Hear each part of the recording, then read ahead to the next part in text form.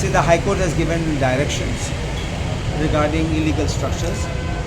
High Court has 8 categories identify kala on government land, on setback areas, in municipal areas and panchayat areas, on tenanted agricultural lands, on comunidad lands. So सगळे आसात ते प्रमाणे when you are having this, the government has to follow the directives of the High Court.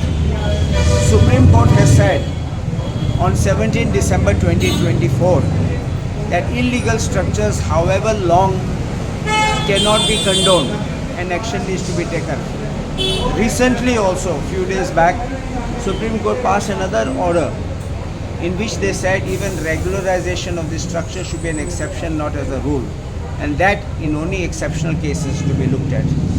So now people will have to see which are illegal structures, and Chief Minister clarification dila illegal versus irregular.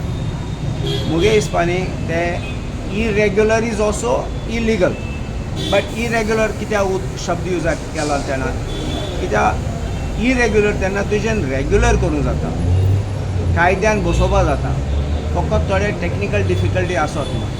So some relaxation may have to be given. Those will be the irregular structures.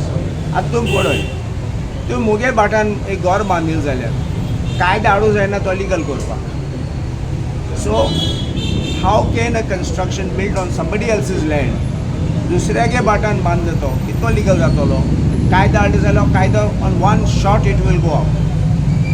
So I think the deadline comes now in June. कित्या सरकारान timetable extend केला, time frame, आणि action will have to be taken in accordance with the High Court directive for compliance. But I blame every authority from beginning, whether it's the panchayat or the municipality, the BDOs or the secretaries or the chief officers. If they were vigilant from the beginning, you would not have allowed such large scale of illegal constructions to come out.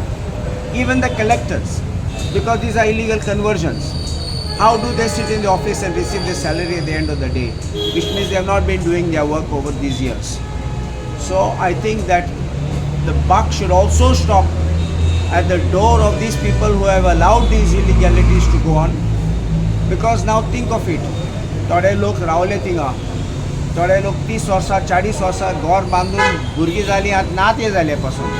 What about them? आतां खूंय वयतले? घर मोडलें जाल्यार तेंगे घर खूंय? ते गांव सोडून आतां फॅमिली मेंबर ते घरान रावतात. आतां ते हिंग आयले जाल्यार आतां ते खूंय वयतले परत? थिंग झगडी जातली.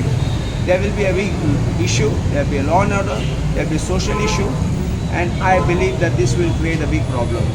I think the government must gear up to handle this kind of situations, and the buck lies clearly with the government. Is there any possible to save these illegal structures?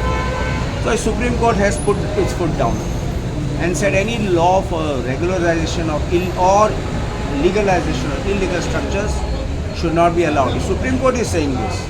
Now even in the last judgment, I think last week I let the order. So, and this is consistent by the Supreme Court. So there was even one law which was brought in by Maharashtra and Madhya Pradesh to legalize carte blanche. Carte blanche बोलो सगळ्यांक. Everybody was to be legalized. It was struck down. You can't. That's why I said minor infractions, not a setback now. A little bit of height excess. These are illegal structures technically, but they can be regularized by flexibility of the rule. I have also requested the Chief Minister, as far as tenanted agricultural lands are concerned, की जाता तुझ्यान एक farm house बांदू जाता, म्हूण farm हाऊसा specification आसता. तुगे शेत आहा तें it has to have a particular size. And then after on that size certain percentage you can utilize. थोडे आमगे शेतकारांचे शेतां धाकले आसात 300-500 square meter. They don't meet that criteria for that area. So I have said that when a shetkar is staying in a house on his own field, I have appealed to the Chief Minister to help these people, because they are real tenants, they are the real cultivators who live on the land. That is a farmhouse concept. A tenant can live on the land, but only because our town planning rule says 4,000 square meters or 2,000 square meters. They come in. This is not like in other states where there are big farms. आमगे दाखले farms asat, शेता asat. So that is why the farm building or the farmhouse will be small. But I said it should be occupied only by that Shetkar or his family member, and it should not be used for commercial activity. So who should be held responsible for this according to? First, the very man who is doing it, who builds illegally, knowing he has no title, no right. So chore nahi kota. You must remember this. So when you are entering in that back door, you must understand where you will stand the day when a notice comes to you. It could have come during the construction. It could have come midway of the construction. It could come even after completion of the structure. If you managed any authority during this time, or your happy punch member was there because you were going to vote for him, and this was becoming like a vote bank, then you have to suffer the fate one day or the other, because this is going to come knocking at your door. So I think that that is the beginning. You yourself have to be blamed. You can't say I didn't know anything.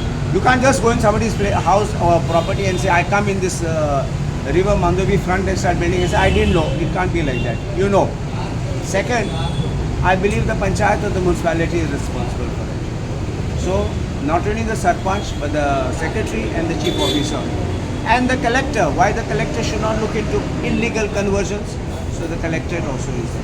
What happens over a period of time to fix a responsibility becomes difficult, because panchayats have come and gone, collectors have come and gone, secretaries have come and gone. So it becomes very difficult to zero down finally on whom the blame should be. But any fresh construction, I think that concerned panchayat, municipality or secretary or chief officer, they should be held immediately responsible.